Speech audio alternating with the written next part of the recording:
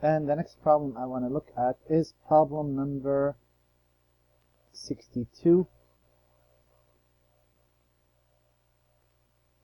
And let's see how that plays. Well, the same idea again. You really don't need the graph, but the graph kind of cool. I don't know. I think it is. If I rotate 240 degrees and I moved in that direction 3 units, wouldn't that mean that the I component is the magnitude of V times the cosine of 240 degrees, and the magnitude of V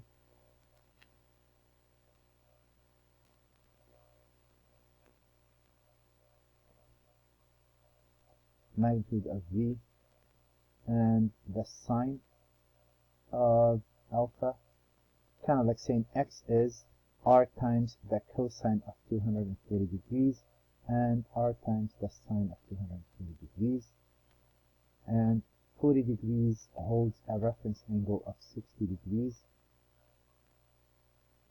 Cosine is 1/2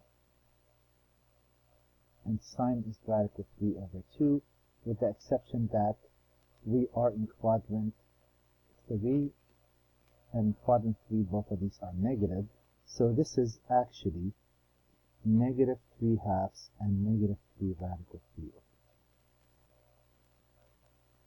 And there it is. And the last problem I want to look at out of these types of problems, it says find the direction, meaning find the angle theta. And we know how to do that. Again, no need for the graph. I'm just doing for the graph because you should see it. And just like we did in trig, you move -5, -5 down. You're really right there. I could figure out the magnitude. I don't need to. When I say tan of theta equals 5/5, I'm not saying it's 5/5 because negative over negative is a positive. I'm saying 5/5 because I'm going to find the reference angle, you guys. And tan of theta will equal 1, which means my reference angle is pi/4, or 45 degrees. And then I'm going to look at which quadrant I'm in. If this is pi/4, what is pi/4 in the third quadrant? I would say this alpha, that's what they call it. If you call it theta, beta, this is actually 5 pi/4, or 225 degrees.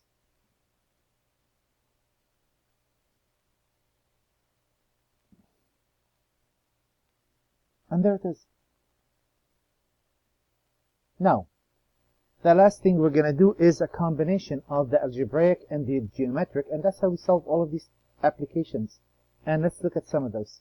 The next problem I want to look at is problem number 74. Again, a graph is not needed, but it does help to see or visualize, just like we did with work problems in trig.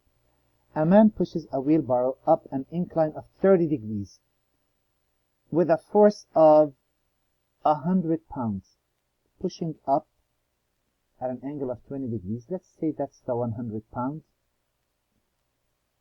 and that is the 20 degrees. Keep in mind, in physics, they ask you for the same thing about 5 different ways. Express the force in terms of I and J. Well, guess what? This is I, and this is J. Well, they've given me R and theta. They're asking me for X and Y, you guys. So the I component, wouldn't you say that is R times the cosine of 20 degrees? And the J component, wouldn't you say it's 100 times the sine of 20 degrees? I've seen some books call it the vertical and the horizontal. Vertical component and the horizontal component. The X and the Y. If I plug this in my calculator, guess what I will get? 93.97 pounds and 34.2 pounds. What that means, if I was to stretch in this direction at 93.97 pounds, and in this direction by 34.2, then whatever is right there at the origin will move with a magnitude of 100 in this direction. In class, normally I show that by showing, tables and where to pull. Here it's kind of hard to do. The next problem I want to look at is number 76, and this is where we're gonna put everything together. Here I have a couple of options. I'm gonna stick with vectors, just for the fact that students tend to really dislike vectors when we get to calculus, or tend to say, I don't know, I've never seen this before. In this, I do have an option of either using physics, or I could use law of sine and cosine, and guess what? It'll solve the problem for me. But that's not how we're going to do it. This is how we're going to play this game. I'm going to take a look at this and read it first. It says the magnitude, the two forces of magnitude 30 newtons and 70 newtons act on an object. The object is right there, obviously. So one force is pulling with a direction of 45 with that much, and the other is really pushing in this direction with that much. You're trying to figure out this object is going to move in what direction. And this is how you do it. You really come in and say, you know what? I'm going to take this vector and pick it up and put it right there. I'm going to take this vector and put it right there. Now, if this is F1, this is F2, I'm going to label this as V and this as W. Wouldn't you say V as far as trig is concerned, that's 45 degrees and that's 30 newtons. Wouldn't that be 30 the cosine of 45 degrees and 30 the sine of 45 degrees? So would we agree that V is actually, this is radical 2 over 2 and this is radical 2 over 2. So I could say this is 15 radical 2, 15 radical 2. So far so good. I'm going to take this vector W, which I'm really labeling in place of this, and I'm going to say, you know what, that vector right there actually is, oh,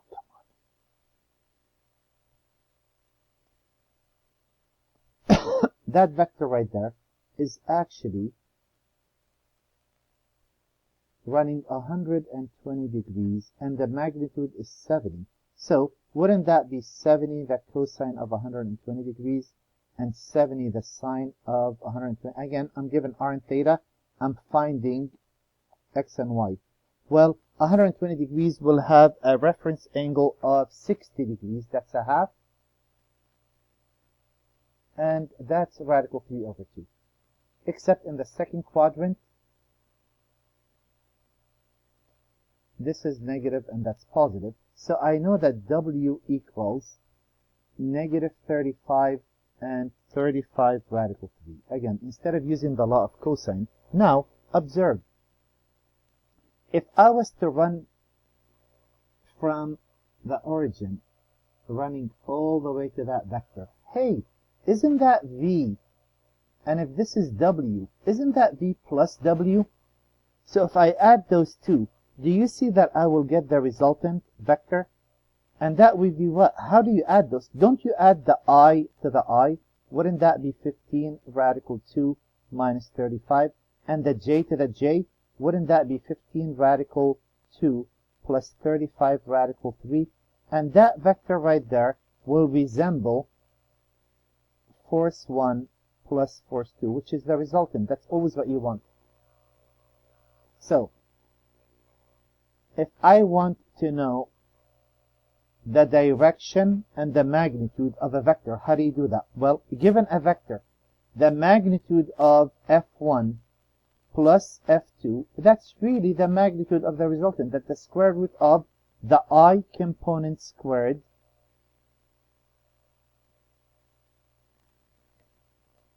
plus the J component squared. I know the numbers are not pleasant, but we have a calculator. We throw this in a calculator, and we get 16.5 newtons.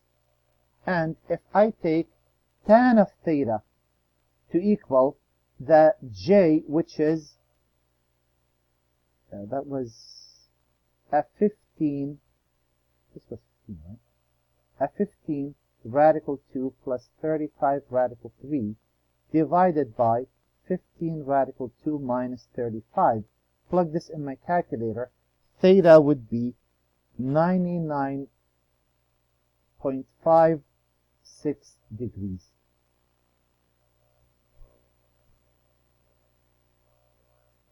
I do want to point out one thing really quick, something that I didn't express. If I take my calculator and say theta equal the inverse tangent of 15 radical 2 plus 35 radical 3 over 15 radical 2 minus 35, the calculator is going to give me negative 80.4 degrees. It's going to assume that you are in quadrant 4. But do you see that I need to add 180 to it to get it where it is? If I add 180 to this, I will get the angle to be 99.56 degrees. So, the calculator, if tangent is negative, it will assume it's in quadrant 4 all the time, and if it's positive, it will assume it's in quadrant 1 all the time. Now I'm going to do one more. I don't know if I have time, otherwise I'll do it in another video. Last problem I want to look at is problem number 80. If you have any questions on this, we could discuss this in the class discussion. I know probably you have questions. So the way this works, an airplane has an airspeed of 600 kilometers per hour and bearing south to the east 30 degrees, from the south toward the east 30 degrees.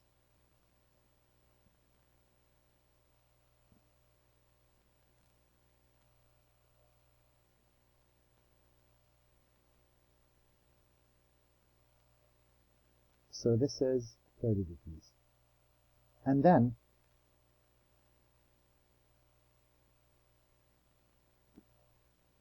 we have the wind velocity is, so this is 600 kilometers per hour. I'll put the units at the end. And then we have the wind velocity is 40 kilometers from the south to the east, 45 degrees.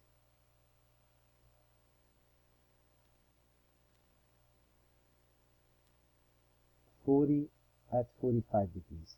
They would like to know, find the resultant vector representing the path relative to the ground. What is the ground speed of the plane? What is the direction? Basically, this is what you're doing.